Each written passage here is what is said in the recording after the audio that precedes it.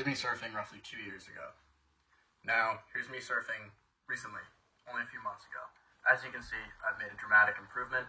However, I still have a long way to go. Here are 10 things I've learned from my journey surfing around the world.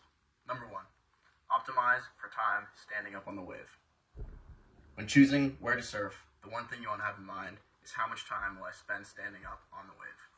If you think about learning a skill from first principles, you need time and you need repetitions.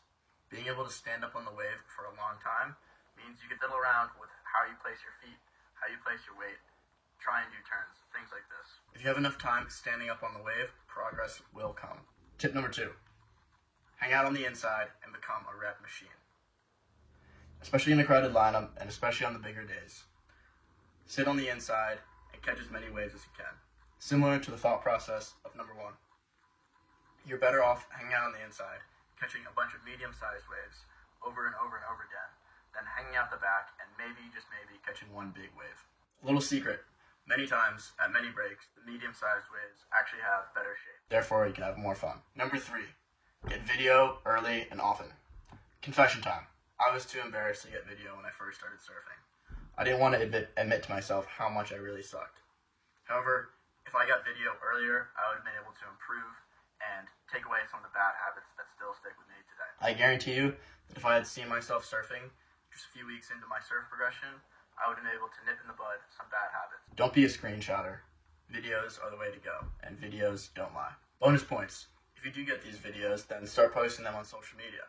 This is what I did, and the entire surf community essentially made fun of my surfing. However, it worked in my favor. A lot of these videos would then go viral and get me put in front of some of the best surfers and surf coaches in the world, and this opened up tremendous opportunities for me. Right now, creating content with a few surf coaches that are top-notch guys. If it wasn't for Surf Instagram making fun of my surfing style, I would not have been put in front of these surf coaches. Number 4, weekend warriors will not work.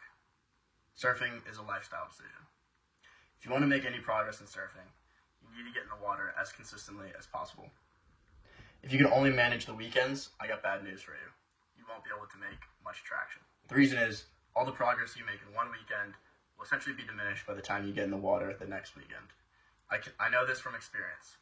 I was working in a city trying to improve my surfing and it just wouldn't work. I would get out 2 to 3 times a month and it just wasn't enough. It wasn't until I created a life for myself where I could surf consistently that my surf progression started to change. This is obvious. The more you do something, the better you'll get. However, I think some people need to hear it. Number 5, compare yourself to who you were yesterday, not to who someone else is today. Yes, this is a Jordan Peterson quote, I'll admit. However, this is something that stuck with me throughout my surf progression. Mark my words, there will always be a better surfer in the water. As you travel to more places, more breaks, you'll see incredible locals and incredible pro surfers just dominating these breaks. If you compare yourself to them, the bar will be too high. What you want to do is compare yourself to who you were yesterday. Look back on old videos and just the feeling of surfing. As you feel yourself improve, this creates positive emotion in your brain and you'll continually be put on that track. However, if you're stuck comparing yourself to the shiny picture on the wall or the pro surfer getting barreled, then it'll be a frustrating and long road for you. Additionally, surfing is about the journey, so playing the comparison game really defeats the whole purpose and is not what this sport's about. I think you can take that and expand it to anything in life. There's always going to be someone with a higher paying job. There's always going to be someone with a bigger house. There's always going to be someone with a hotter girlfriend. Just relax, enjoy what you have, and enjoy the ride. Number 6, beach break barrels before reef break barrels. Say that 7 times fast. So, once you really get up and running with this whole surf thing, you'll want to charge into some barrels. For me, I pulled into about 25 to 40 barrels before I even made it out of one. The best way to improve your barrel riding is by finding beach breaks of that barrel and pull in on them. The reason is these barrels are much smaller and less consequential. If you wipe out in a sand-bottom barrel, it'll hurt a little bit, but not be too bad. However, if you wipe out in a reef break barrel, which I have many of times, you can smash your face on the reef, get cut up, and this can diminish your confidence. Number 7, ride different boards. Each time you ride a different board, whether that be a fish, fun board, a long board, a short board, each time you ride a different board, you're able to pick up subtle different movements that help your surf progression. We often say in surfing that it's about the wizard, not the wand. However, let's imagine that a wizard could train with several different wands. We would imagine that this wizard would be able to improve his wizard abilities by using multiple wands. Okay, a bit of an analogy there, but stick with me. If you're a surfer and you can ride a shortboard, a fun board, a longboard, all these different boards, what that does is it improves your ability as a surfer to be more versatile and to be able to surf in different conditions with different boards. It just makes sense. And so one way to do this without having to buy a different board every time you go out is if you're going out with a friend, ask to borrow their board for a few waves. It can make the world a difference. Another point there. If you want to try training with a bigger board, if you're trying to learn to turn and you want to train with a bigger board, this is like a baseball batter putting weights on his bat. It's much harder to turn with a bigger board, so that when you go down to that smaller board, your turning will be much better. 8. Surf fitness is important. So many surfers love to booze and smoke and party all night long. At the beginning of my surf progression, I was frustrated that these guys could roll out of bed and surf better than me.